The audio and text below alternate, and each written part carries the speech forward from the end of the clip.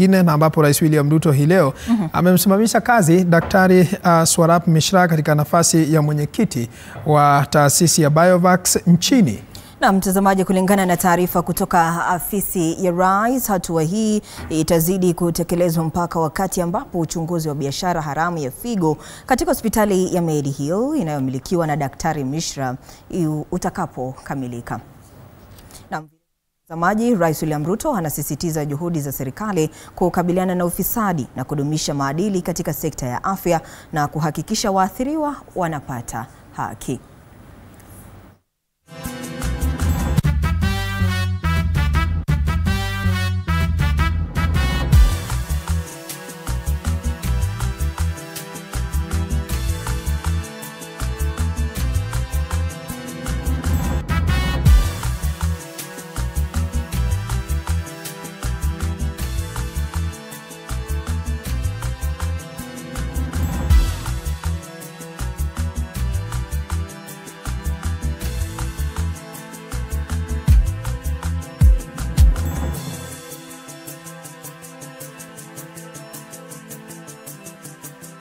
Mbali na taarifa hiyo, kwingine